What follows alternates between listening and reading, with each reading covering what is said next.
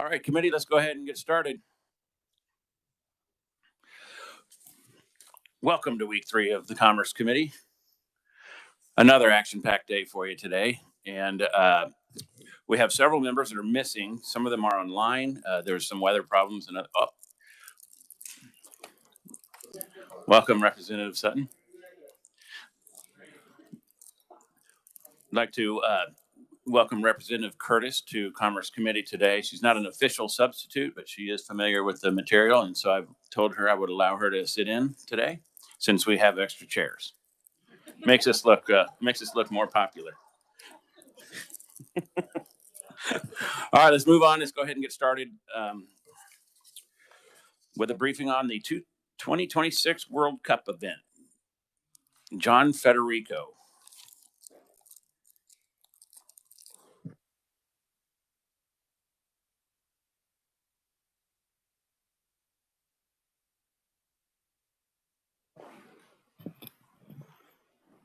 Thank you, Chairman. I am John Federico Durst Consulting, and we are appreciative of the opportunity to come up and educate you a little bit on the World Cup event that is coming our way in 2026, and more importantly, answer any questions that you have. I'm going to relatively quickly turn it over to Catherine Holland, who is the Executive Director of KC 2026. And also, we are thrilled to have Joe Reardon, the President and CEO of the Greater Kansas City Chamber of Commerce, who will also address you. I'm appreciative of the opportunity here because there are opinions being formed surrounding this event before we had the opportunity to provide you any information about the size and scope of this rather historic event or what the benefits or an appreciation of what the benefits would be to the entire state of Kansas. Once again, Kansas and Missouri has outpunched their weight compared to other cities and earned the right to co-host the world's largest sporting event.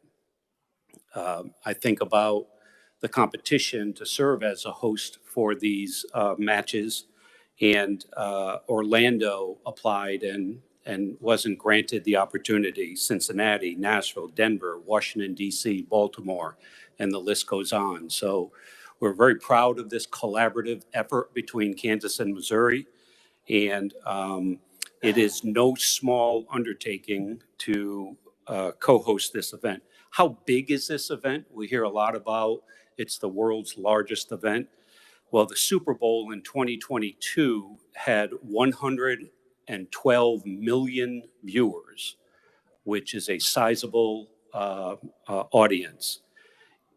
That same year, 2022, World Cup had 5 billion people either viewing, attending, or engaging in some way. Astonishingly, that makes up 62% of the world's population. So I don't know, as we have yet a full appreciation, or the average person doesn't have a full appreciation of just how big this sport is, nor the event. Again, by comparison, the United States hosted this very event in 1994. There was almost 3.6 million attendees to the matches back then.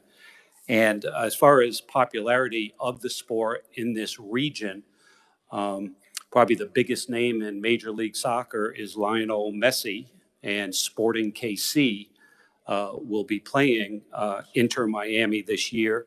And demand became so high they had to move to a bigger venue. And it was reported that within 1 day's time, they sold over 60,000 tickets. So interest is high here in Kansas, Missouri, and the region. And let's make no mistake, as members of the Commerce Committee, sports is business. It's undeniable. I think it'd be smart to recognize and appreciate what we have in Kansas and what you helped build. Kansas City, Kansas is often referred to as the soccer capital of America.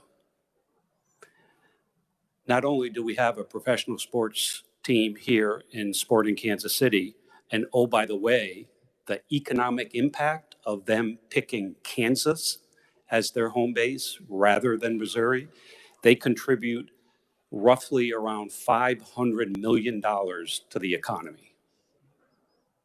So we appreciate their impact to not only the northeast part of the state, again, but to the coffers. The stadium is world-class. They also have Compass Minerals National Performance Center, which is a state-of-the-art training center, but it also is home to the U.S. Soccer Federation. It's home to U.S. Soccer, where they have training that comes in for all coaches. It's tied into the U.S. Olympic team.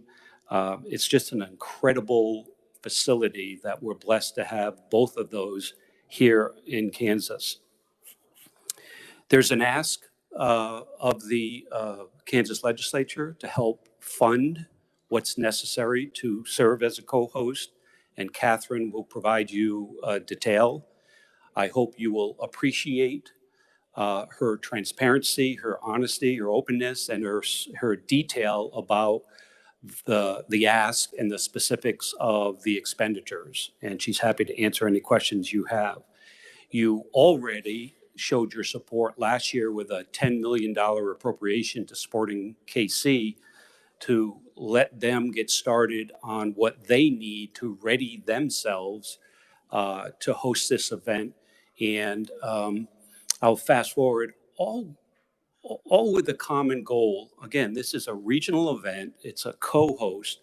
But what we want to do is make sure we get as much of a spend of the people that are here on the Kansas side. And the appropriation that you approved last year went a long way. Sporting KC has already been awarded the opportunity to host a Copa America match next, which is basically a warm-up for the World Cup. And interest will be high on that, and they'll be hosting that event on June 24th of this year. Again, the current ask of $28 million, which the governor put $20 million into her budget as she presented it to the legislature. And I'll only pull out this one fact, and you can get more details, but at a conservative number, we're looking at a benefit of $163 million on the Kansas side as a result of that investment. Mr. Chairman, I'll close pretty quickly with, it's incredible as I learn more about this.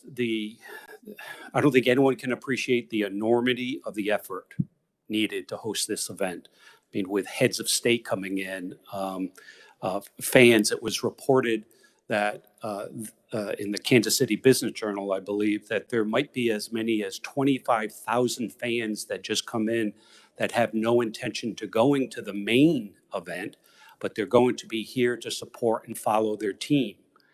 And what does that mean? When we hosted the NFL draft, it was a 3-day event, and there was a tremendous benefit to both Kansas and Missouri. This is a 37, 38-day event. You can appreciate these avid fans coming over, following their team from other countries, and what they'll be able to do with their off time. Tourism, lodging, restaurants, other modes of entertainment. It's just an incredible opportunity, and that is the key word through all of this. If we haven't convinced you by the end of today that this is probably the most historic opportunity for Kansas, both in the short term and long term, then I feel like we have failed. We hope you'll appreciate all that's involved in this in helping to fund this request, if you have that opportunity, if and when you have that opportunity, but also to be proud of being Kansas policymakers and, again, what you've built, what you're embracing, and what lay ahead. Mr. Chairman, with that, I'll turn it over to, with your permission, turn it over to Catherine Holland, and perhaps we could all answer questions at the very end. Sounds good to me. Catherine, welcome to Kansas House Commerce Committee. Thank you very much. Thank you, representatives, for having me and for taking the time. I appreciate the opportunity to be here to represent KC 2026, which is the nonprofit entity that has been formed to strategically plan and execute this event on behalf of our region. I believe we'll have a presentation. Is that correct? Yeah, we can. And John touched on some of these numbers. Just again, want to reiterate that the FIFA World Cup is the largest sporting event in the world. It happens every 4 years. The last time that it was hosted in the United States was in 1994, and the legacy project that actually came out of that event was the development of Major League Soccer. So prior to the 1994 World Cup, that league did not exist, and then following it, obviously with an intention to continue to grow that sport, the league was established. However, 2026 will be very, very different in size and scope compared to any other World Cup that has ever been hosted. So if we could just advance a couple slides. Next one will be great. Thank you so much. So we do know that the match will be 37 to 39 days. They will confirm the match schedule on February 4th. We know that the first match will be on or around June 11th, and we know that the final match will be July 19th. This will be the first ever tournament hosted by 3 countries, Canada, the United States, and Mexico. And just the numbers when it comes to this event, it will be the largest staging of the largest sporting event in the world. It'll feature 12 groups of teams, up from 8 in 2022.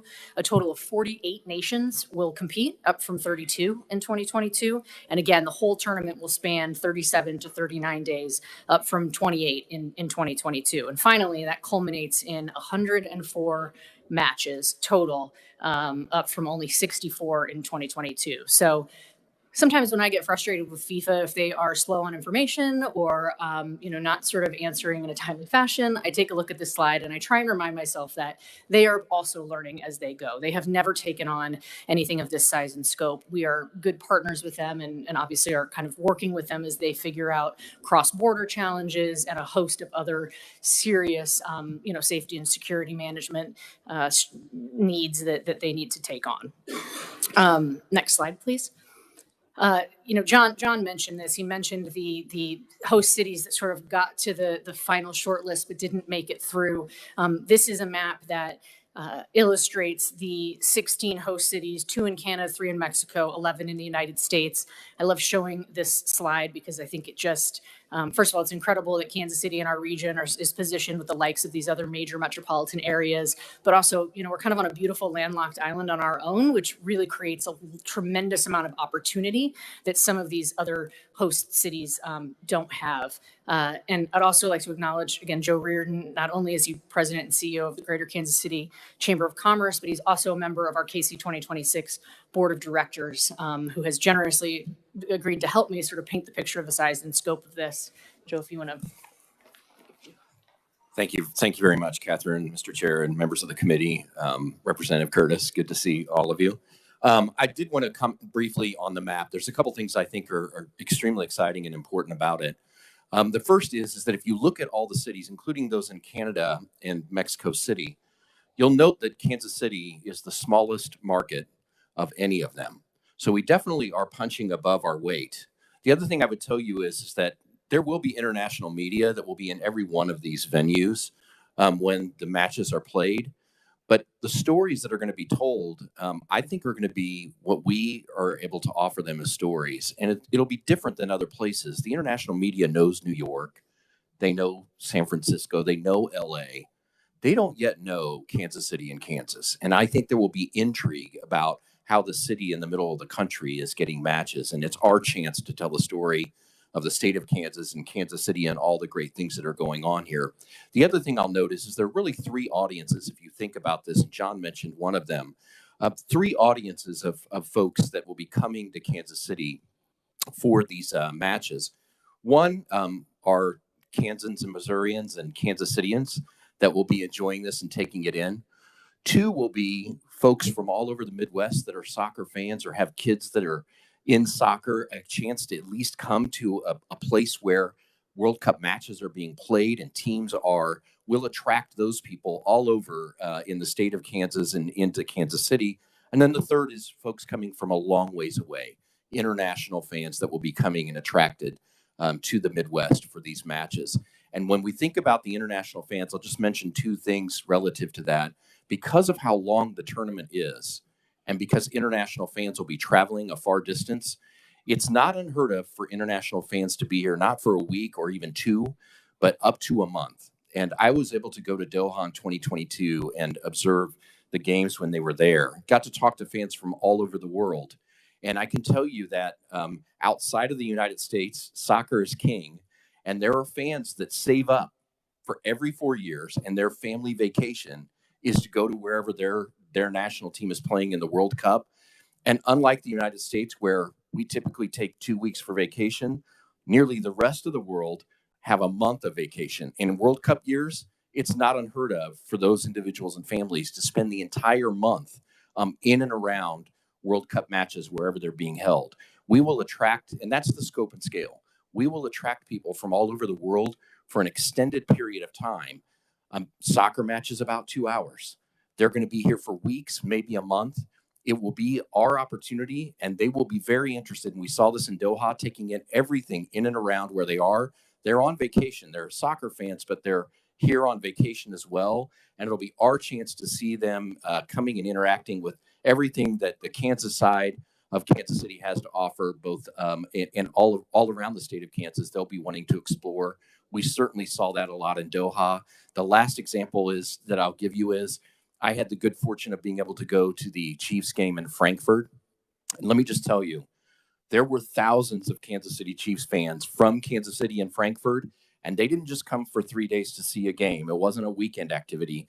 Therefore, they were there for a week and 2 weeks, and everywhere we went as tourists, there were folks with Kansas City gear on everywhere. And I think we're going to experience the inverse of that when we welcome international fans from all over the world to Kansas City and to the state of Kansas, and our opportunity to shine. And the size and scope is going to be impactful for small business throughout this Midwest corridor as we see that many fans come and enjoy all that we have to offer. I'll turn things back over to Catherine. I'll be back in a few minutes. Thank you, Joe. If we could just move to the next slide, please. So Joe set this up quite well, right? The goals and opportunities that are tied to this event, elevating Kansas and the region on the global stage, just an unprecedented marketing and access opportunity, to attract business and talent and drive future large-scale events and tourism. Also, community engagement and connectivity. There are going to be tremendous opportunities for citizens across the state of Kansas to volunteer, for small businesses and bars and restaurants to host watch parties, for the attractions to benefit from, again, the massive number of inbound tourists that will be here. And it's just an incredible opportunity to participate in a once in a lifetime event, truly once in a lifetime event.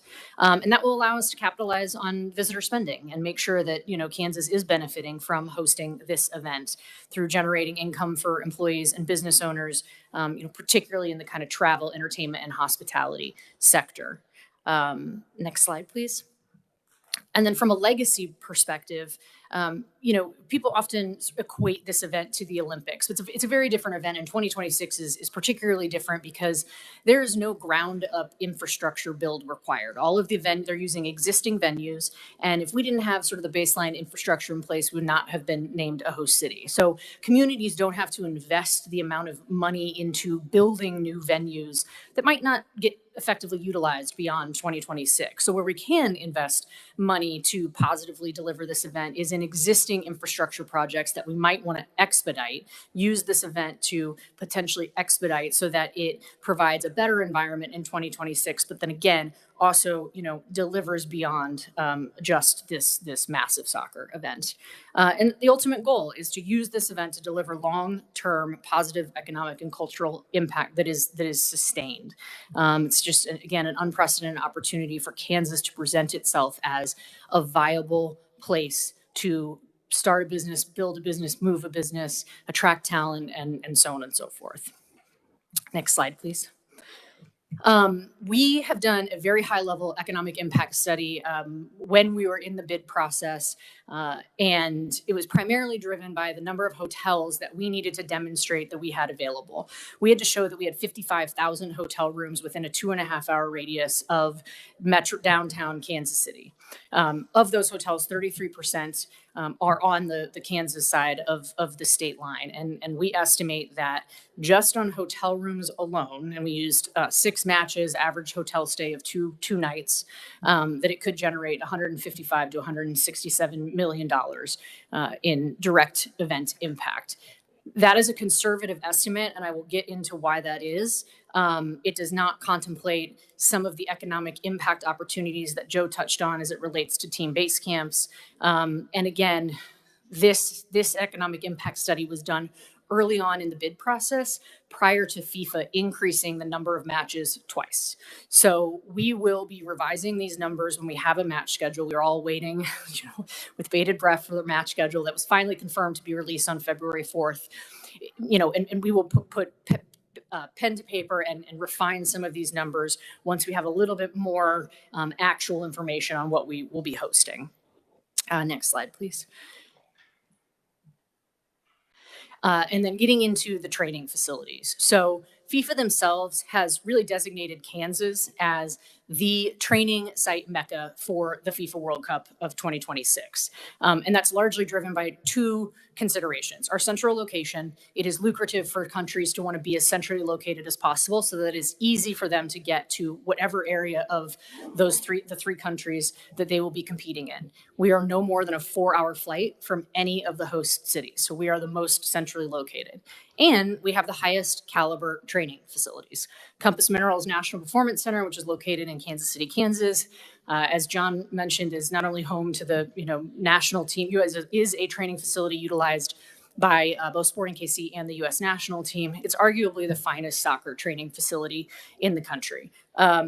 Rock Chalk Park in Lawrence, Kansas, and then Buster Family Park in Manhattan. Also very high caliber training facilities that when FIFA is putting together the list of available training facilities for the countries to consider base camping at, our facilities would be at the top of that list, and they will also be probably the most expensive when it comes to a rental fee, which means that we are positioned to attract the major soccer powerhouses of this world.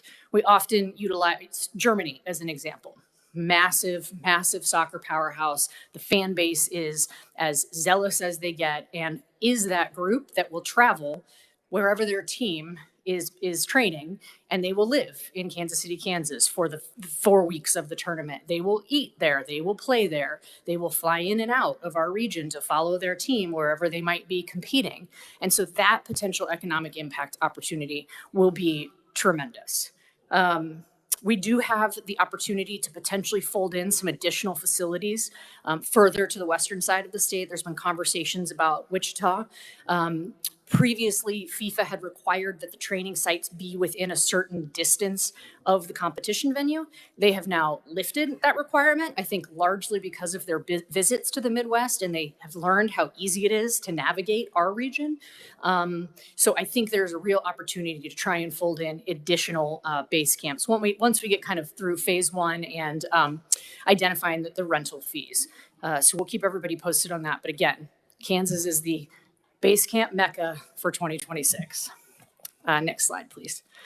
And as John mentioned, we are respectfully requesting $28 to $32 million to help make this event the best that we possibly can.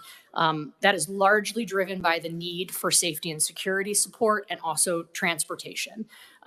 So I mentioned on the previous slide, the communities that might be hosting team-based camps. It is KC 2026's responsibility to help those communities secure their area, their citizens, their infrastructure, everything. Once the teams get into the training facilities, then the responsibility sort of transfers to the venue operators. But until then, it's incumbent upon us to make sure that we are providing the resources that the communities need to effectively manage this. And then transportation, right?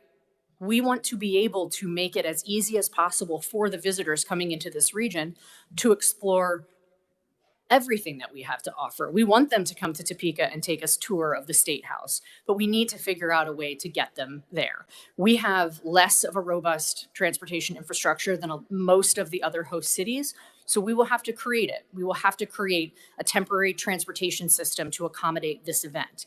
But I believe that that also provides a tremendous amount of opportunity to potentially test some routes that may result in more permanent public transportation or infrastructure development. For example, we're already talking to Amtrak about adding some stops along their routes in Kansas, adding a stop in Lawrence so that, if people are flying into Kansas City, but they very much want to experience the amazing town of Lawrence, they can hop on the Amtrak train and get out there. That will not be enough, though. We will need to supplement all of the existing transit options with additional temporary transit and are working on that plan. Next slide, please. But all that to say, again, our conservative economic impact estimate is $163 million. Conservative. I believe that will grow and we'll be able to justify a higher number. Next slide, please. All in, taking into consideration, again, those hotel rooms, air travel, some F&B spend, we believe that this event has the opportunity and the potential to generate about conservatively, $652 million in direct event impact. So I feel good about those numbers, and I'm hopeful that again, you all too, and that we will work to continue to grow that. Next slide, please. This is just meant to, acknowledge that we have a lot of funding to raise, and there will be many sources that we go to request such funding. We also understand, the importance of ensuring that any money that we are generously allocated from the state of Kansas goes right back into supporting the state of Kansas. If you could move to the next slide, please. This is a sort of a funding sources and uses budget that from a high level, we're going to need to refine this as we have more information. But again, want to acknowledge that the state of Missouri has committed a minimum of $50 million. The majority of that will go towards funding the modifications at Arrowhead Stadium that are required to host this event. We have to widen the field. We have to remove some seats. I don't know how many of you have had the opportunity to tour GEHA Field at Arrowhead, but the visitor locker room is not very nice. It's it's sort of a very old, small wooden locker room. And while that is a great mental game that we like to play with visiting teams, that doesn't work when you're hosting, the FIFA World Cup, and the locker room needs to be the same for both countries that are competing. So there are some things that we have to spend money on to deliver this event. But I just want to assure you that whatever sort of compliance rules and regulations are in place with any funding we might, again, receive, we will be diligent about tracking and proving and demonstrating that, again, that money is going towards supporting Kansas in this initiative. It will not go east of our state line. It will stay in Kansas. Next slide, please. Again, this is just sort of it's an extracted view of how we are looking to allocate the funding from the state of Kansas, largely focused, again, on transportation and safety and security. Those are the two most critical pieces of this project. And again, I think the pieces that Kansas will most benefit from helping us support those initiatives. Next slide is just the overarching KC 2026 budget based on what we know right now. Again, we have been anxiously awaiting FIFA's confirmation of a schedule, which, as you can imagine, impacts a lot of things, particularly in the worlds of transportation and safety and security. So, we'll continue to refine this budget as we have more details around our planning, but this is what we are working towards at this juncture.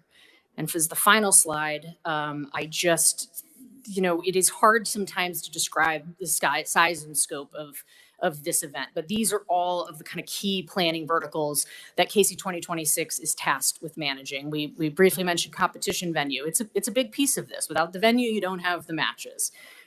Training facilities. I mentioned securing outside of the training facilities and making sure that those communities are prepared to handle the lift of being a host for a team.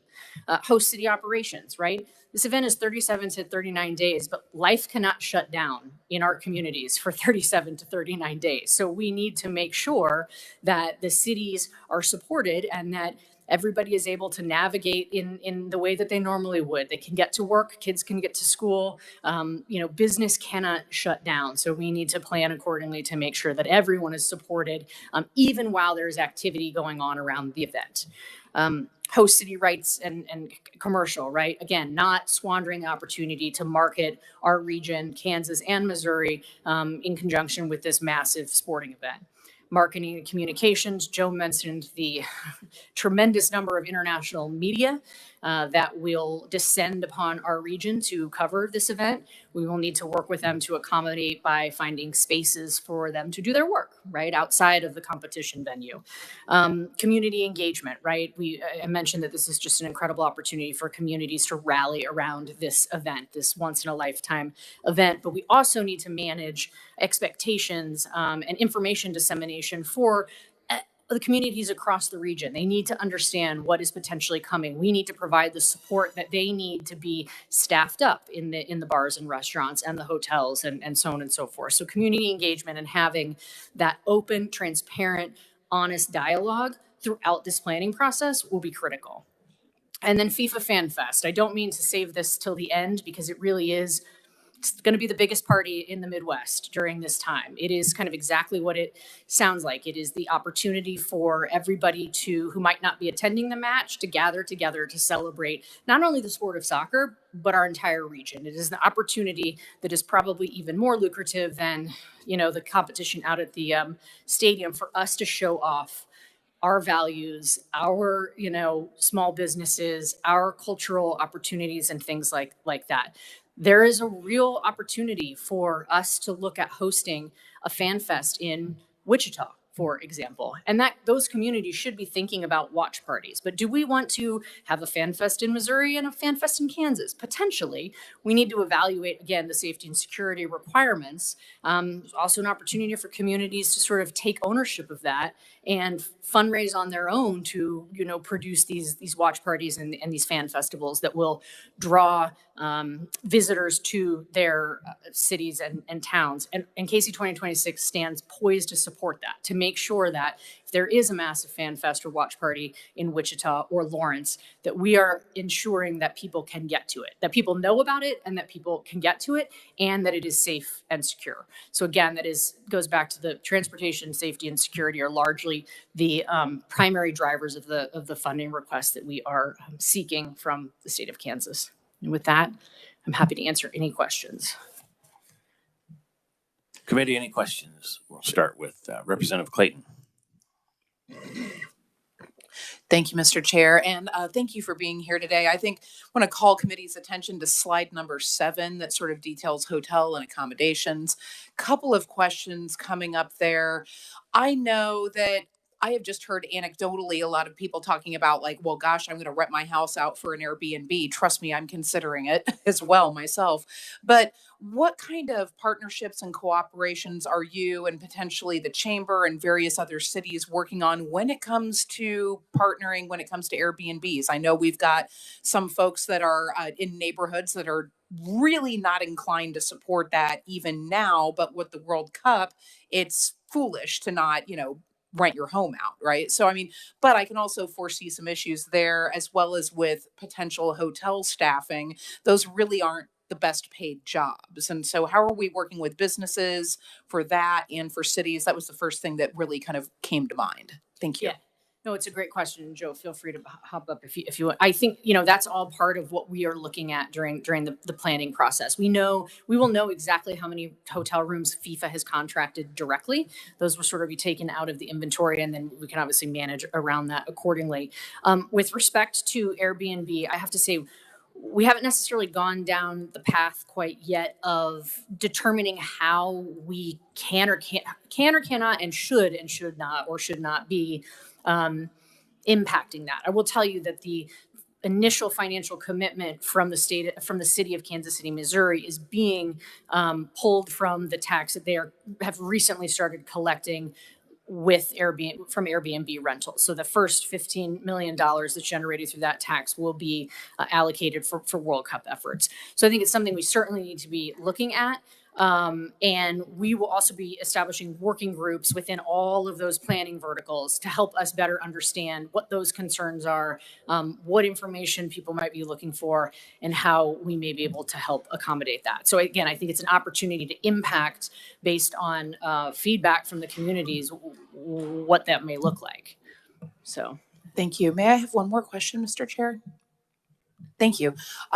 Always like to defer, but in any case, so as I was looking at the budget line items here, I'm noticing that Missouri is obviously going to be carrying a little bit more. How I try not to think about them, but how's it looking over there? How's the support looking over in Jefferson City for this? So again, we have $50 million minimum already committed. We are working through the sort of, for lack of a better way of saying, nuts and bolts of how that gets distributed. And all signs indicate that that is not going to be the only contribution from the state of Missouri. I think that they are also waiting for some additional information that at this point is a little bit out of our hands. And are waiting for updates from a planning perspective to understand where they may need to increase support and where there might be some funding specifically directed to those planning verticals. Representative, I'll just mention back on your initial question. We've been honored to be able to set up an informal network of chambers throughout the region that we've already started to engage on making sure that small business is engaged in this. And so you're going to hear from the Overland Park Chamber on a different topic in a few minutes, but Tracy and her team have been absolutely so helpful and instrumental in that initial work, and we'll continue it. There's a lot of different ideas that the committee is considering. I will say that one of the things that Catherine mentioned is the idea of FanFest not just being in a single location. In Kansas City, Kansas, for instance, there's the chamber there has sponsored the taco trail, the KCK taco trail. So one of the conversations that we've been having in the committee is perhaps there's a FanFest trail that will get people out of their hotel rooms in Overland Park or Lawrence or KCK and into the communities and into the small businesses. And the committee can help really promote that and make sure that we have folks that are visiting that aren't just in the hotel room, but are out there in the communities as well. And we fully intend as the KCK or the Kansas City Chamber to work with the KCK Chamber, the Overland Park Chamber, and all the other ones on the Kansas side to make sure that small businesses are activated as we get close to the event. Anything else? Nope. Okay, Representative Sutton. Thank you, Mr. Chair. All right, I'm pretty sure I'm missing something here. All right. I heard 3.5 billion people coming to town. Not involved, not 3.5 billion. In 2019, it was 3.5 billion. That's what I was comparing it to. Although that was spread over 9 venues. How many people are coming to Kansas City? Do we think? So again, I think we've been waiting for a schedule to be able to better estimate that. I will tell you that in 2018 in Russia, 15.8 million people traveled through those airports, and about 50% were foreign visitors. Qatar in 2022 was a little different. It was the smallest host city that has ever hosted, and it was about 1.8 million international travelers. Are you referencing? I think you're referencing the viewership for. It was 3.5 million. I'm sorry. Here I was. Yeah, let me do your budget for you. That's a great idea. Yeah. No, it was 3.5 million. Tickets sold in 1994. 94, right. And the much fewer venues, fewer cities. So, I mean, obviously 2026 will blow that record out of the water. It still holds the ticket sales records of all FIFA World Cups. So, yeah. Okay. So if I could just, 3.5 million, we put up a slide of having 50,000 hotel rooms within 2.5 miles. 55, yeah. 55,000, right. Is anyone else seeing a problem with this? That's 110,000, maybe 150,000 if you're close friends, with 3.5 million people we're talking about here.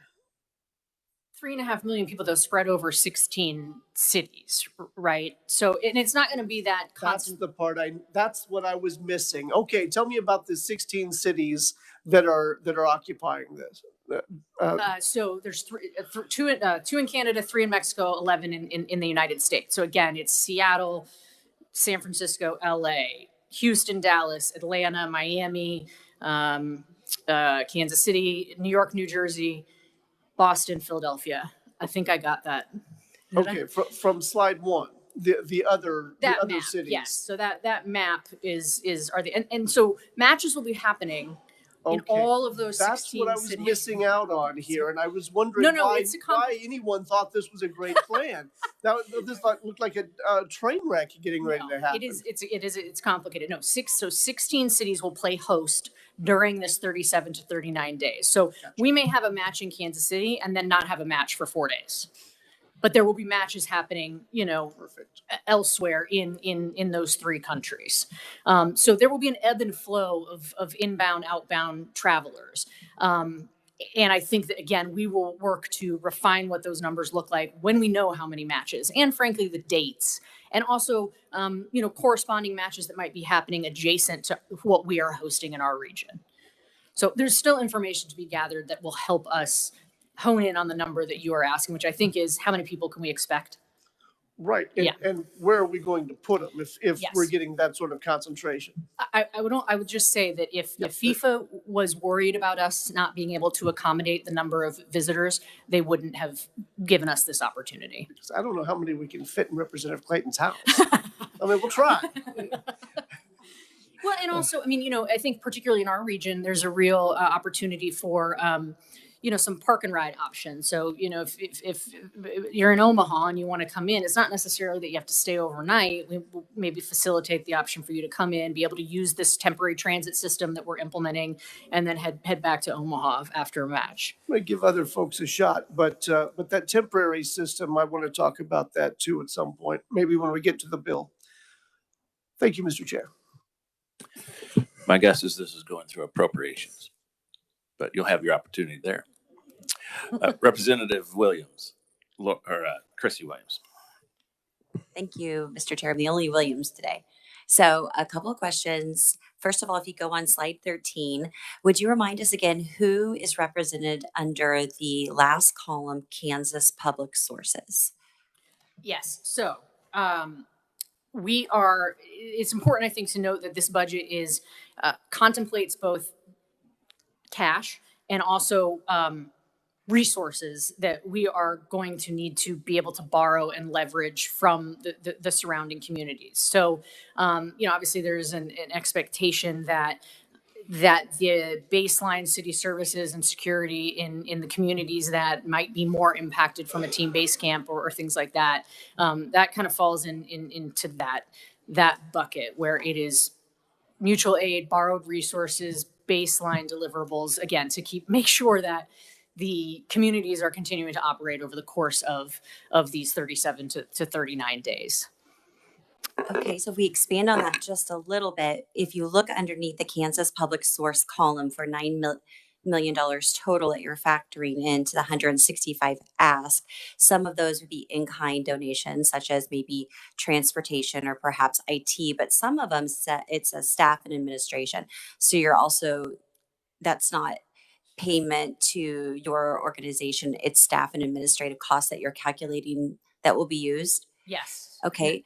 It might be time that is allocated from existing positions to support the planning efforts. Okay, so my question is, I see that we have KC, Missouri, that has put in $15 million, but we don't see anything from the Unified Government of KCK or any of the cities in Johnson County that will be benefiting most from our Kansas residents. And so I wanted you to speak to that. And then secondarily, if you look at the Sporting KC area, that sales tax is already accounted for with star bonds. And we have a lot of different star bond districts in the Kansas side. And so therefore that money that may be accrued for fiscal impact is already accounted for. So just try to help us understand the possible fiscal impact in terms of revenue for taxes, it's just sales tax, because I think transient stays local. And if it stays local, I'm just wondering, if the former mayor of the Unified Governor of KCK would speak to whether or not these individual communities would step up and give a portion of their transient guest tax or sales tax that's not already obligated to star bonds. Because I'd like to see our local communities put a hand into this, into a hand or piece of Kansas's piece. So I think it'd be great for them. Yes, no, I hear, and again, I think that this Kansas Public Sources column contemplates both. It contemplates both, actual financial contributions. We will be asking those communities to contribute above and beyond just resource allocation. Again, I think we need to have a better understanding of the details of that ask before we break it out in a budget related to sort of expected contributions. Yes, all signs point to Compass Minerals National Performance Center being a team-based camp. We don't necessarily know for certain that, Germany will be there. We know someone will be there, and we have to learn a little bit more information. With respect to your question, and again, Joe, feel free to jump in about tax revenue. You might be. It's good seeing you, Representative, former mayor as well. I would say I can't really speak, obviously, directly to what the cities may do with transient guest tax. I would mention that I do believe the original Star District, where Sporting's stadium is fully paid off star bonds. So the state would receive direct sales tax revenue from any activity in and around the core part of Village West. The second thing I would mention is that all of these cities on the Kansas side it's going to be a lift for them too, because as Catherine mentioned, this is a tournament that lasts well over a month, and you still have to operate your city at the same time. And so they'll be devoting resources by way of manpower and otherwise to make sure that as their cities sort of swell with more people, that they're able to adequately address needs that are going on as well. And as Catherine mentioned, there's ongoing conversations with those cities that will be part of the activities and what they'll be asked to contribute as part of the effort as well. Okay, well, great reminder on the star bonds, that portion being paid off. That's great to know. That does mean some additional revenue, which is a thumbs up, but it would be really a great gesture on some local communities, even knowing that their fiscal impact is strained, even though their economic impact is going to potentially bloom. So anyway, thank you. Representative Dodson. Thanks, Mr. Chair. I appreciate the enormity of this task and the complexity as well. When we look at when this is actually going to occur, you probably think you have a lot of time, but I'm sure you've already caught on to the fact that you would like another year. I was on the front end of the London Olympics, and some of the same things, I mean, it's different, obviously, but some of the same things are kind of indicated here. That one of those things is visioning. When you either modify a venue or you change transportation network, a lot of those cities will want to do things of their own. And this is an excellent opportunity for them to kind of coordinate their own future to get to where they want to be and not overbuild, but meet the requirement plus whatever they want to have. And one of the things we found was this idea of the last mile. And I know in London, there are any number of subway routes that you can use, which really can absorb most of the requirement for transportation. And so this is one of the areas we're really going to have to work, because getting by cab or by Uber or by car to one of these venues is going to need a lot of coordination on our streets, a lot of modifications perhaps. And then you've got parking.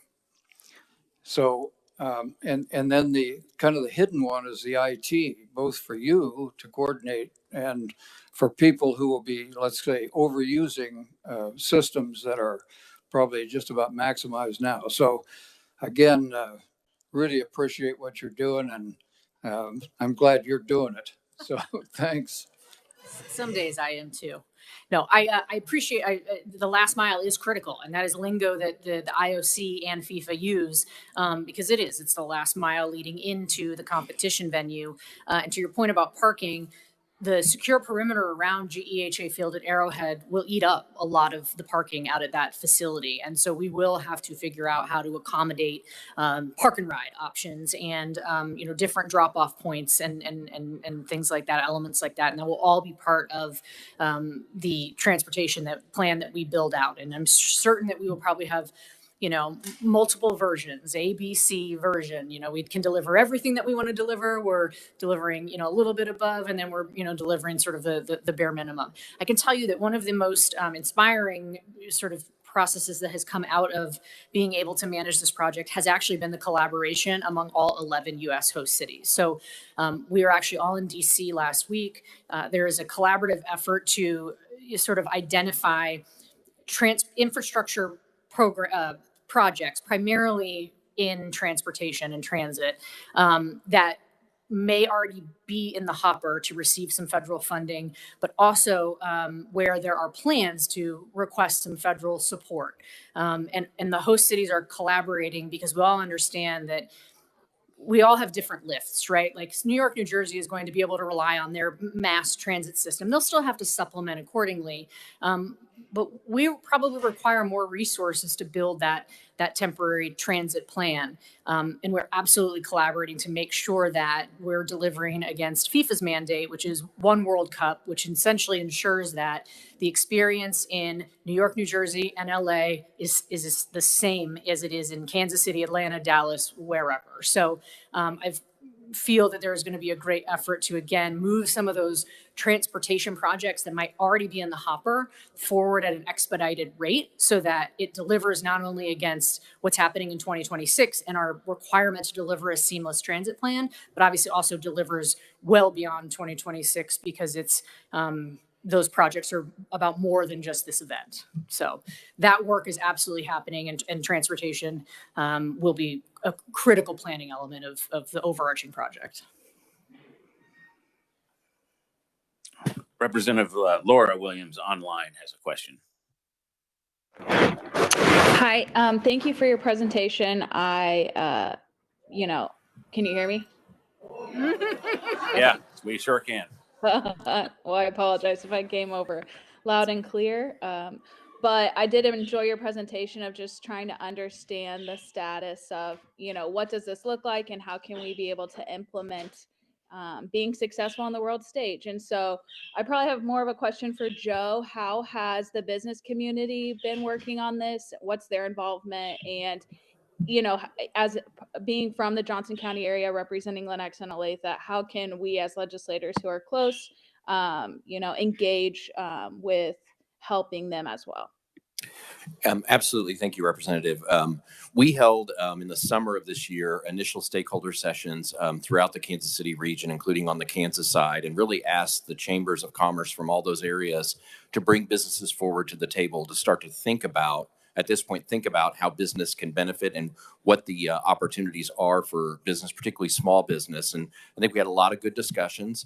Our sense of this would be, because of the scope of this, is that every community, along with their chamber and their businesses, get a chance to really define how they want to promote and the activities that they want to do. And the committee, the World Cup committee, will come forward with a toolkit that will allow them to know what they can and can't do and how they can do certain things and what logos they might be able to use.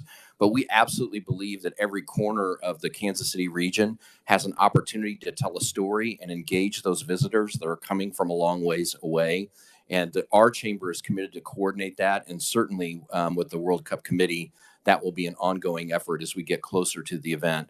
The second thing I would just mention that sort of, as you said, world stage, this really is the opportunity we have here. In my sense of it is more people in person and by way of viewership will come to know the state of Kansas and Kansas City than perhaps ever in our history. And there's stories about, if you say, well, what do you think of Kansas to people that are from far away? There's all kinds of good thoughts and cliched thoughts about what our state is all about. This is our chance to tell that story of what the state of Kansas is all about to an audience that has never been exposed to it before. And in many ways, from my bench at the chamber, all of the data around what the economic impact is extremely important. But it's hard to put a price and number on the impact that we will have and the impressions that we'll be making on the world stage as this opportunity comes our way.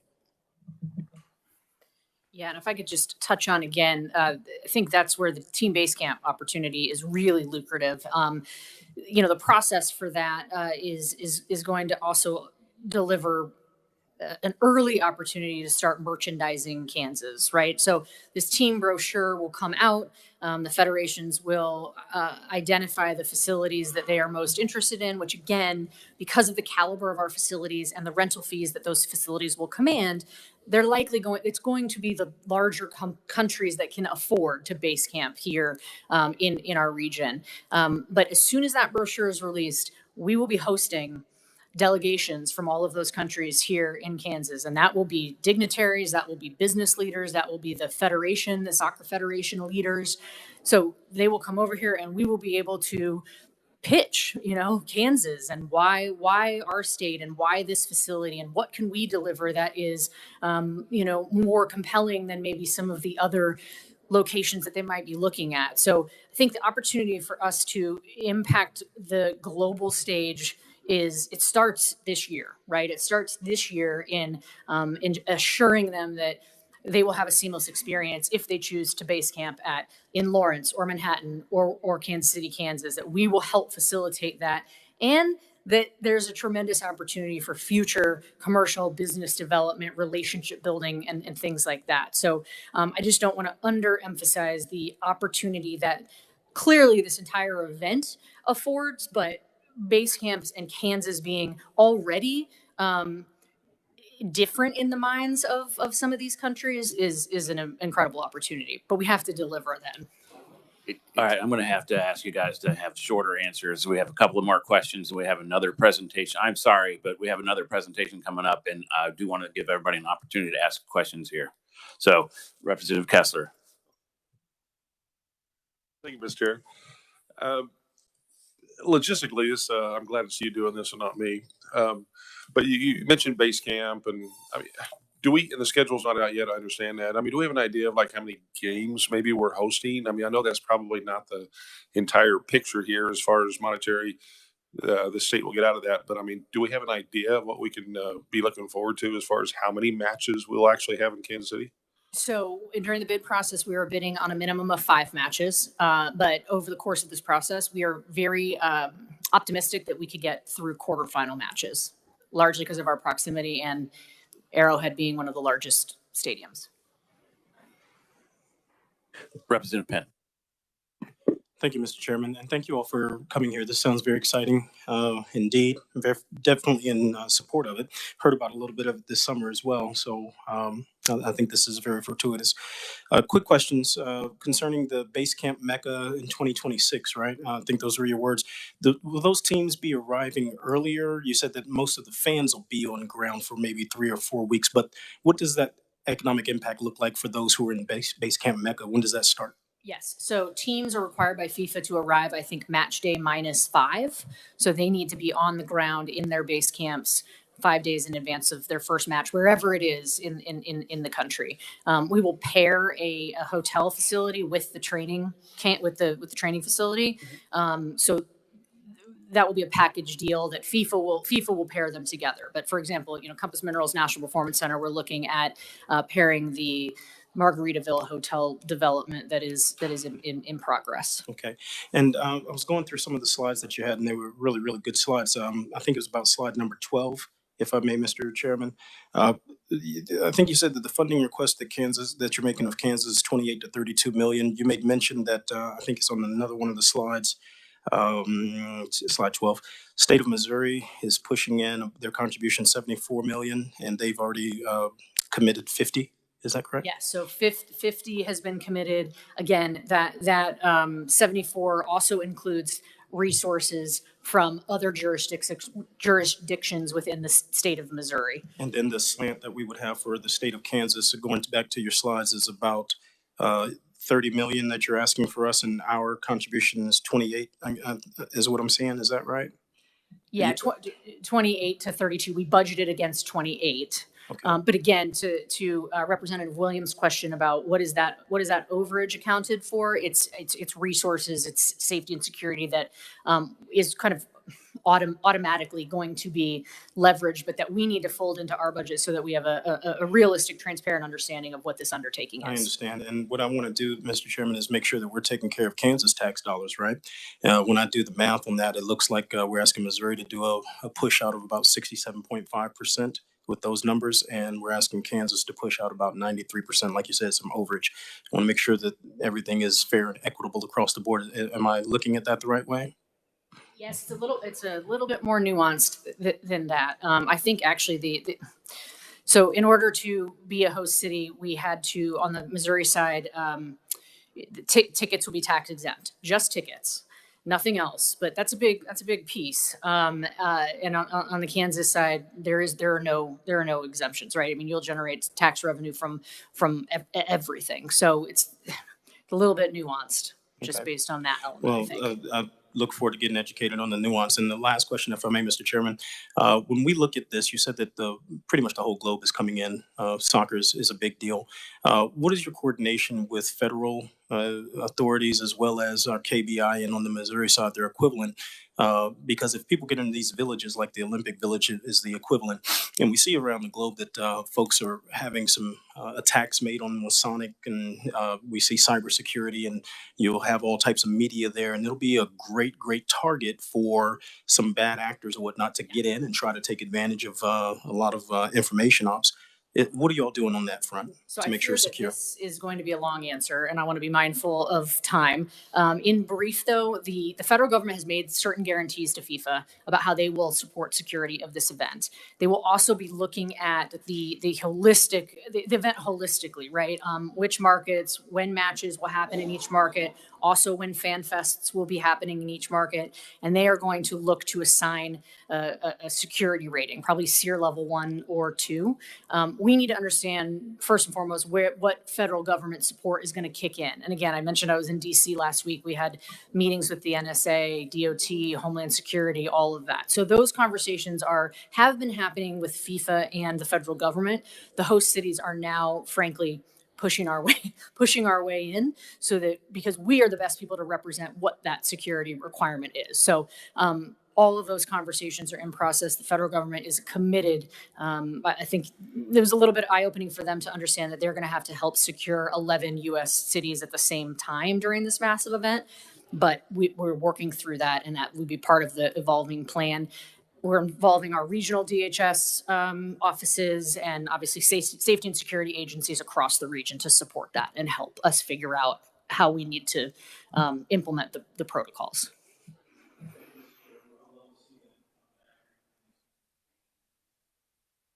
Yeah, they'll probably be back in the Appropriations Committee. I'm not seeing any further questions. I do have one for you, though. I'm excited for this opportunity, and I am a huge fan of sports as a driver of economic development. And so I'm anxious to see how this all comes about. I do have one possible issue. So how closely are you working with, like, the city of Overland Park, for example, who has already booked tournaments for the same periods of time? And I know that, I follow it closely because sports is such a driver of bringing people in from out of town, and those hotel rooms might already be spoken for. And if they're not, how are we going to assure that these tournaments that they fought so hard to get, that are very profitable for the area, how are we going to make sure we don't crowd them out during this time period? Because that's when the Top Gun tournaments are, and other soccer tournaments, and we really fill the hotel rooms in June and July in the summer in Overland Park.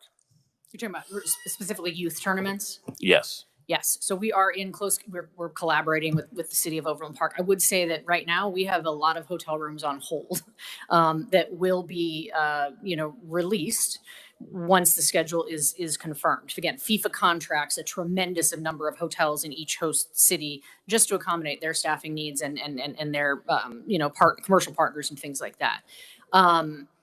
we just need to continue to collaborate. And I think it would be amazing if there was a youth soccer tournament that could be held, at the same time as World Cup. I might advise them maybe to contemplate that a little bit, but again, there's no reason to think that we cannot accommodate that happening at the same time if that is actually what is occurring. There's also been there's softball, there's baseball. The Top Gun tournaments were a big get for the city of Overland Park. We just want to make sure we don't crowd them out. I understood. And again, I think we just have to have an open, transparent conversation about what that looks like. And not, we do not want to deter those tournaments and those other, sports and opportunities at all. Rather, we want to collaborate on making sure that we're supporting them, and being able to deliver that. How many hotels have they contracted with in the state of Kansas so far? FIFA. I'd have to get back to you on that. Okay. I Would you need to please? get back to That'd you be on great. that. Okay. I am not seeing any other questions. Thank you very much. All right. Next up, City of Overland Park, the Chamber of Overland Park. I apologize. Kevin Walker. Thank you for being here, sir. Mr. Chairman, thank you for your invitation for us to be here. I'm going to dispense with a lot of the things that I prepared. That my coworkers have some information they want to share with you. Tracy Osborne Olchin, our president, is going to sort of level set what we think is going on in Kansas with workforce and hiring. And then Andrew and Courtney are going to kind of walk you through some of the things that our chamber is undertaking to help with workforce. We hear every day from our member businesses that they cannot find the people that they need to run their businesses efficiently. They just don't have enough people. I'm sure you all are hearing the same things from your chambers. I'm sure your chambers are also working on workforce challenges.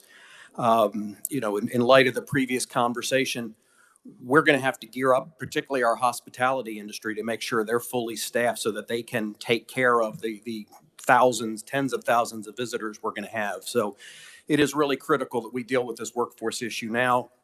I do want to thank you all for your past work. You all have done a lot in touching on childcare, education, making sure that the pipeline is being educated to get them successfully launched into the career of their choice. So a lot of work you all have been doing. We appreciate that. Just wanted to give you a quick snapshot of some of the things we're doing to help in Overland Park and Johnson County. And hopefully we'll be able to come back in a year or so with a study that we've done or are doing and give you some concrete results and some very specific things we think would be helpful. But with that, I'm going to turn it over to Tracy and let her kind of level set, and then we'll get into Andrew and Courtney. Thank you. Welcome back, Tracy. Good afternoon, Mr. Chair, members of the committee. Tracy Osborne Olchin. I'm the president and CEO of the Overland Park Chamber. And you all have the slides in electronic form. So I'm going to kind of rapid fire given the time and just give you an overall view of these just to set the stage.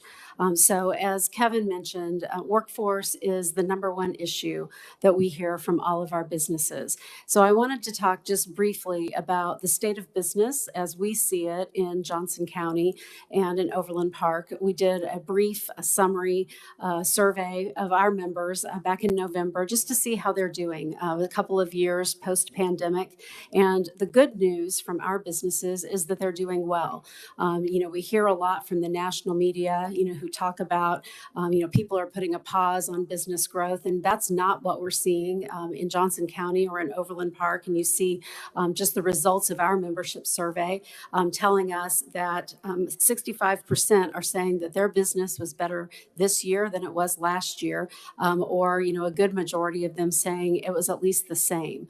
On a better question that we think is, what are you doing in terms of employees? Are you looking at hiring in 2024 or at least staying at the same level of employment? And the best answer that we can hear is that people are wanting to add employees.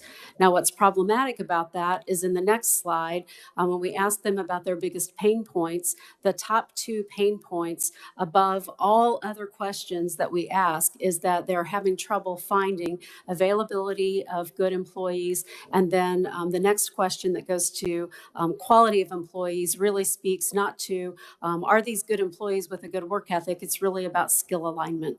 And those are by far, other than any other pain point that a business is experiencing, whether we're asking them in this survey or whether it's in interviews or roundtables, they talk about workforce. So this, proves out not just locally, but when you look at national statistics in the next slide, as Kevin has mentioned previously, I think in numerous personal conversations with some of you in Kansas, for every one job that we have out there, we only have half a person who's looking for that job.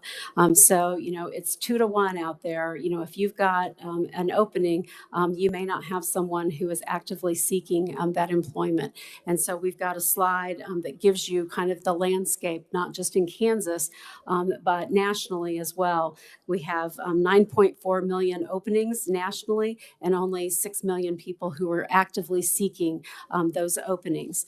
We give you some additional information on those next 2 slides that kind of give you that lay of the land by type of employment.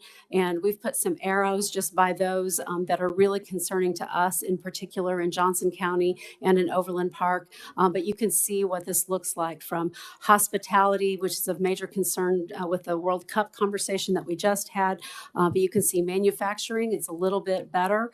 But in those financial services and business and professional services that we have in Johnson County, that's where those shortages are really hitting us. Engineering, architecture, et cetera.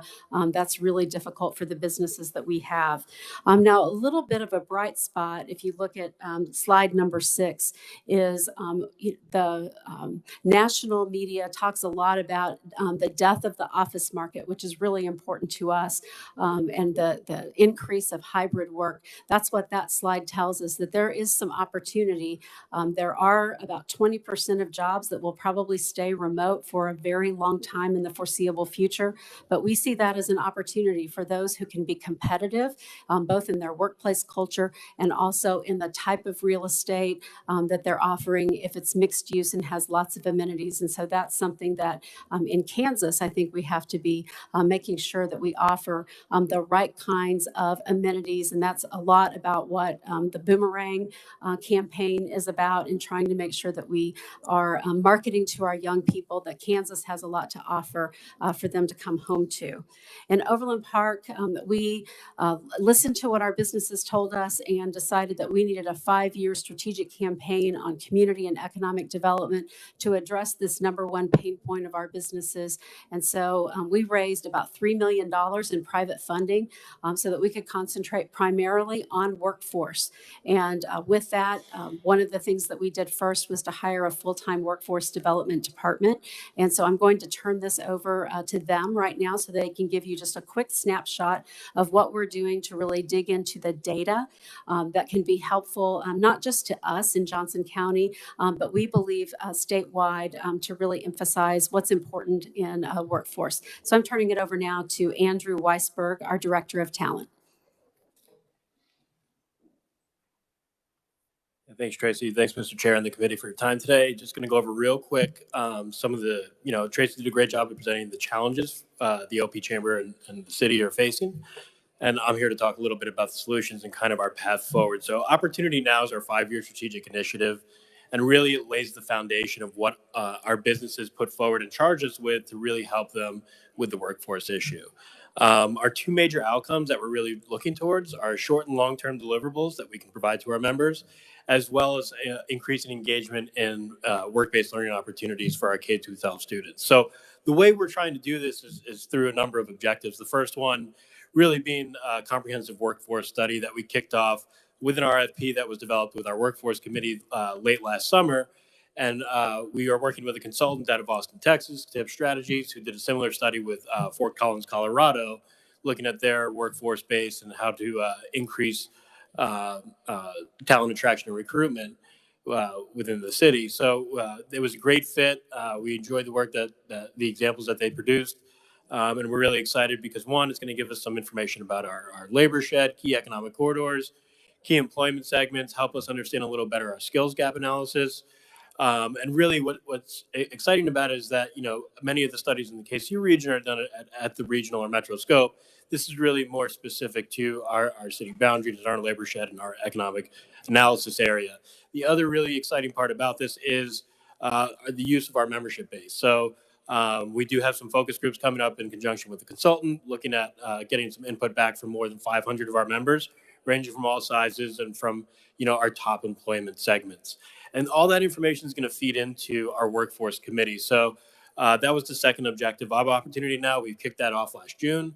It's a committee made up of more than 30 representatives from industry, K-12, higher ed, foundations, state partners, federal partners. So really bringing everyone together with the a coordinated effort of how do we collaboratively build the skill talent pool within Overland Park and Johnson County. So whether you're an engineering firm, IT, healthcare, you have a skilled talent pool that everyone can pick and pull from. Some of the things, we've taken a look at and heard from the Kansas Come Home initiative and how our members can engage more with that and utilize that as a resource to attract and retain talent. We've also heard, we also have representatives from Department of Commerce and some of the apprenticeship folks on there as well. So better understanding how we get our members to engage more in apprenticeship opportunities and utilize that as talent development and recruitment tools. And as we push forward, really their goal is to help initiate staff on what their needs are and how we can support. So, the great thing about Kansas City is there's hundreds of workforce organizations out there, but for a business, it can be really daunting. So our job at the Chamber is to help our members navigate that workforce ecosystem. So whether you're a small business looking to develop a workplace wellness program or a large business trying to do some veteran hiring initiatives, the Chamber is there to help you along the way. In a second, Courtney Cavalier is going to talk about work-based learning and our work with the K through 12 partners, but we also want to amplify our messaging and some of the work and not duplicate things. So working with, the KC Chamber and KC ADC and KC Rising and some of the other regional entities so that we're all collaboratively doing this together. And as we put piecing these things together, we wanted to inform our members and make sure they're understanding as much as possible. So building a resource catalog of all the workforce programs and systems that are out there, putting that in some sort of workforce events and roundtables, and we'll be doing that quarterly this year. Things ranging from IDD hiring, workplace wellness, demonstrating employee value proposition, and a couple others. And all that leading up to a workforce summit where the Overland Park Chamber will be doing kind of a state of the workforce type style workforce summit in Q3, Q4 this year, showcasing our workforce study, but then showcasing a few other things that can help within our membership base and the communities within Johnson County and Overland Park, and how we can do a better job of attracting and retaining our talent.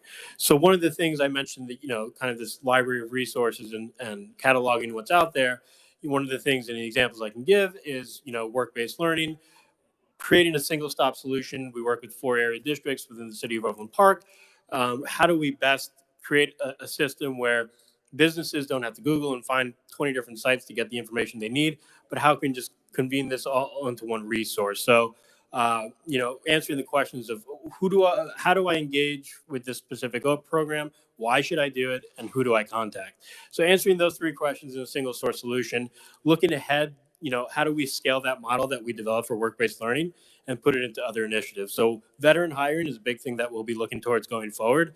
Looking at our connections with the bases in Kansas already, we have a good relationship with Hiring Our Heroes, which is a program that allows businesses to essentially intern a veteran for 12 weeks. And then if it's a good match, they can hire, but it gives the veteran an opportunity. But looking at that, we were able to take our connections with the Hiring Our Heroes, connecting with Johnson County Community College, who was doing some good things, which in turn connected them with Panasonic, who hadn't been connected with the Hiring Our Heroes initially. So it was able to get more business enrichment with some other talent resources that are out there. I mentioned veteran hiring because we're working with our trade associations in the area, because it's a big push of how do we convene all the resources and put them in a single source solution. So, developing a platform where there's 3 verticals. So whether you're a veteran looking for job opportunities or job resources or whatever it may be, you can click on one section. If you're a military spouse, you're looking for information on the community. other job options or want to know about schools, whatever, maybe you can get a nice, easy community profile. And the third option would be, employers getting a glossary of, military terminology, understanding, veteran hiring programs, all in a single space with base contacts, with base programs and everything. So everyone has one single spot to get that information. So we're currently in the process of looking at that. The other thing, and one of the last things I'll mention is opportunity now allows us to be nimble and adjust to things as they happen in the community.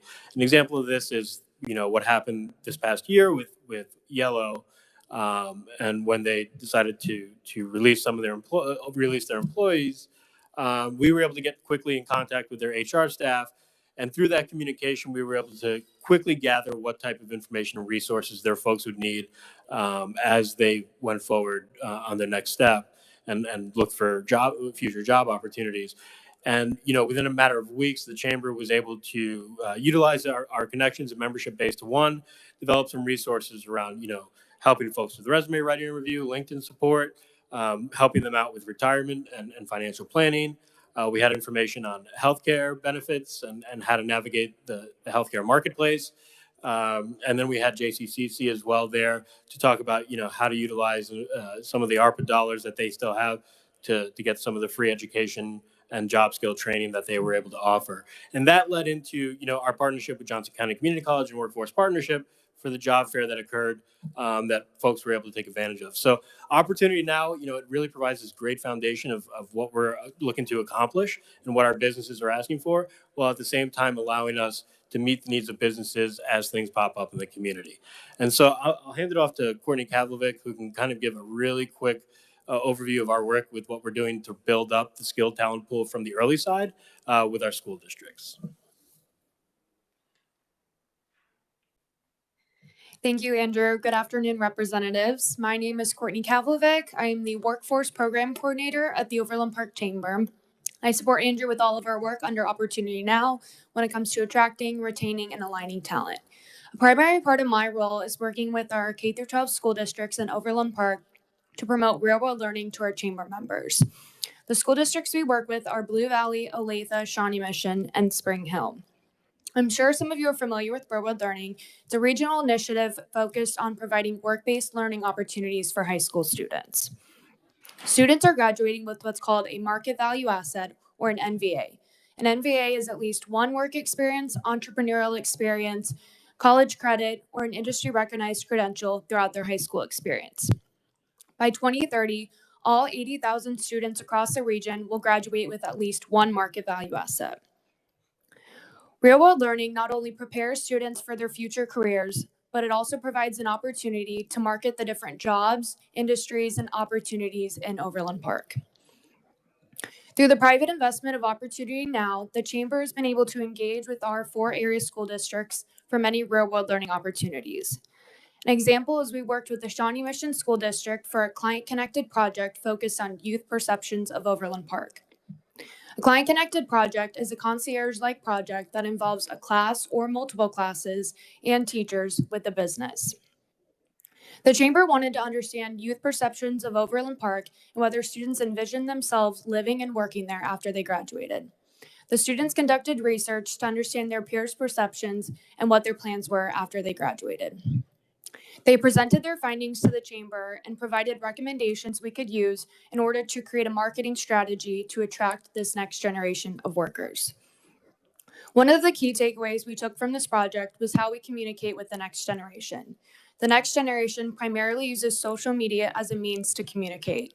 In order to attract these students to live and work in Overland Park, businesses must use social media to showcase the opportunities, jobs, and industries here. We also partnered with the Olathe Public Schools to host a high school intern at the Chamber. Our intern is a senior at Olathe East High School, and his career pathway is civic leadership. He's had the opportunity to attend many different Chamber events, such as committee meetings, board meetings, and ribbon cuttings, and has also worked on valuable projects for the Chamber, such as My Sidewalk dashboards and other research projects. We are excited to continue providing him real work experience in a real-world setting. Real-world learning not only prepares students for their future careers, but again, it provides an opportunity to showcase all the opportunities that we have in Overland Park. Thank you so much for your time. Again, Mr. Chairman, thanks for the opportunity to be here just to tell you a little bit about what we're doing. As you can see, we're touching a lot of different sectors. We're trying to approach it in a lot of different ways and trying to bring a multitude of resources together. Again, you all have worked on lots of things. Our schools are doing things. There's other entities that are doing things. But really, how do you bring all this together? And that's one of the real key takeaways for our program. And our businesses are putting their money where their mouth is with this and funding this effort. So we hope when we get the workforce study done, we'll be able to come back and share with you the very specific things we learned in our workforce study that may inform decisions that you have to make in the ensuing years. But with that, if you have any questions, happy to answer them. Yeah, you're always welcome here. You know that. And anytime we can learn from your experiences, it makes a big difference. I'm glad for one to see that you're taking advantage of the workforce work-based learning opportunity. And so this issue has been here since for the 8 years I've been here, and we always look at workforce development in this committee. One of the things that we finally got done was the work-based learning, but we've also done things like the Promise Act, and we targeted engineering last year. Apprenticeship programs we've funded, and the Adult Learner Act, which is similar to the Promise Act, to increase the workforce. Are you taking advantage of all of that stuff, or you're doing a lot with work-based learning, but are you able to capitalize on the other programs? Oh, absolutely. In our conversations with the school districts, with higher education, with the business community, again, it's trying to bring all these different things that the legislature has done, that other entities are doing, and really trying to streamline it because there's so much out there. For example, the child care tax credit that you all expanded a couple years ago. Unfortunately, I think that's one of the best kept secrets in the state. And so as you do these things that are trying to help solve this problem for everybody in Kansas, we feel part of our role is to help communicate that out to the business community. So we're doing that any way we possibly can. Yeah, one of the things that we did do was the engineering last year, and that's just starting to take effect. There were more engineers that graduated last year, but there's also more going into the system because of the money that we put with that. What we are finding in that type of a professional degree is that those students typically leave the state because they don't find the jobs that pay as well here. And one of the things that we are also finding in our work is that if we can get them into an internship, that they will typically graduate into a job and stay in the state of Kansas. Can you touch on what our local, or when I say local, I'm local to me, I'm sorry guys, but it's Overland Park. If the engineering firms there, are they offering more and better internships in order to keep people in Kansas? Absolutely, they are. If you talk to any of our major engineering firms, they are recruiting at all of the universities around here to find those interns. My own son, who is an electrical engineer, got his job at a local engineering firm through an internship. And so that is a key component for our engineering firms in recruiting. And what we're seeing, or starting to see this trend of, traditional internship is maybe you do it between your junior and senior year of college. We're now seeing multi-year internships where that employer is starting you your freshman year, perhaps, bringing you back summer after summer. So after 4 summers, they really know you, you really know them. And for all intents and purposes, it feels like you've been working there for 4 years. So that transition to permanent employment after college is key to keeping them at our local engineering firms. Andrew may have had a comment to one of your questions. Yeah. Go ahead, Andrew. I can just touch on both real quick. One, stepping back to your previous question, about state resources, we do have a representative from the Department of Commerce and the Apprenticeship Office on the Talent Council, and part of that conversation where that's going is, one specifically, how do we get more IT companies involved in state apprenticeships, but modeling something that just happened recently, and we do have an apprenticeship intermediary in Overland Park, so leveraging all of that and doing like a 2-day workshop so we get more of our members engaged on understanding exactly how apprenticeships can what they can do for their talent attraction needs, but also how easy it is to set it up. And along those lines, we want to utilize our platform and our soapbox here at the chamber, particularly with a workforce summit coming up, and specifically have, a specific track for state resources for help our businesses understand what's out there and how can they effectively utilize them. And part of that centers around, within Opportunity Now, how do we market more of these resources and what's happening? And in terms of talent, and talking about specific industries like engineering, we're hearing the same exact thing with IT as well. We have a lot of programs focused on that entry level piece, but then when it comes to middle skilled talent, that's where we're seeing a lot of struggle and a lot of people leaving, particularly with our mid-sized businesses. They just can't compete with salaries for those larger businesses. So it's how do we consistently market and produce the level of talent? And we do hear a number of them going the internship route and a multi-year internship, not just one at a time, and looking at colleges and building that pipeline. All right, committee, any other questions? Representative Dodson. Yeah, just a quick question, Mr. Chair.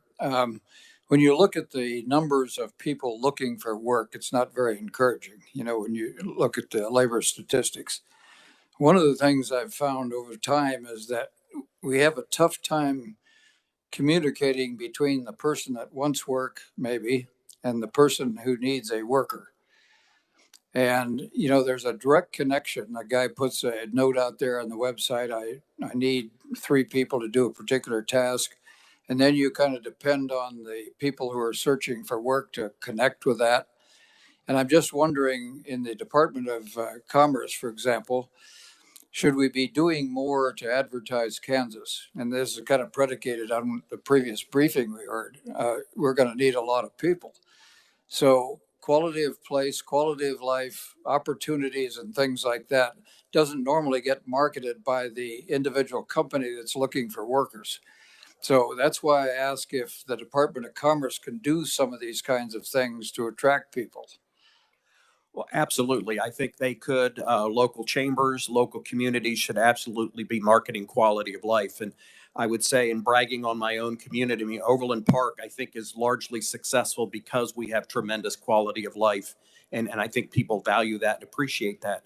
But it is incumbent upon our employers to promote that just as much as we are, just as much as the state is. We have a lot of amazing things in this state. We're all here for a reason. And we should not be the United States' best kept secret. We have a lot to talk about, and that's incumbent upon all of us to promote it. Representative Penn. Thank you, Mr. Chairman. Just one quick question. Thank you for your presentation and the team today. It's really awesome. Quick question. To the gentleman's point, the employers, do you have stats on how many people actually apply for the openings, but they are turned down? Because we keep hearing that there are myriad openings, not enough workers. But I've had a number of constituents tell me that they've applied for these jobs, and instead of being grown into the position post-COVID, they might have the certifications or whatever the case might be. They're just turned down out of hand. So how much of it is it, that we don't have workers, or how much of it is that we're pushing them away? I can't answer that specifically. I mean, anecdotally, I can talk about that a little bit, but in terms of getting to a specific employer and those types of things, I can't speak to that. I think not only is it a quantity issue, we just don't have enough people in Kansas, but there's also some degree of I don't want to say disconnect. That's too strong of a word. But we need to make sure that our students coming out of K through 12 that are going to workforce immediately, that they're ready, or those that are advancing on to higher education, we have to make sure that they have the skill sets. And that's part of what Andrew and Courtney are really looking at over this next year. And part of our workforce study is, do we have students coming out of the educational system, whatever level that is, with the skill sets that are needed by the employers? In our case, it's a lot of professional services. And so we're looking at that specifically. So yeah, absolutely. I'm sure there are people that are not getting jobs for a variety of reasons. And I don't have access to all those specifics. Yeah, so if you look at the pain points, the first one is quantity and the second one is quality. And so my guess is some of those people are applying for jobs that they're not real qualified for, but might be a good reason to reach out to them and get them into some of these other programs that we can help them with. And we have seen that, Mr. Chairman, and just some of the hiring we've done at the chamber. I've been involved in this the past year with some of our hiring, and I've seen some resumes come in, they're just applying for anything under the sun and they just don't have the skill sets that are needed for our industry. That doesn't mean they're not employable elsewhere, but part of the trick is how do we get the right people connected with the right jobs? All right, sir. I'm not seeing any further questions. Thank you for your Thank time you. today, and thanks for your patience in all of this. Committee, the rest of the week looks like this. We have a joint meeting tomorrow with the House Welfare Reform Committee, and Chairman Auerkamp will be chairing that committee. We'll be doing it in here as a joint committee meeting. Wednesday, we will have lunch in this room at noon for the introduction and review of the unemployment bill that we're going to be hearing probably next week sometime. And Thursday, we have meetings scheduled and agenda to be announced. And I am here to tell you, we will be hearing HB 2544 and HB 2545. And so that's what we're doing Thursday. We are adjourned. Oh, did anybody have any bill introductions before I go on? Nope. We're adjourned.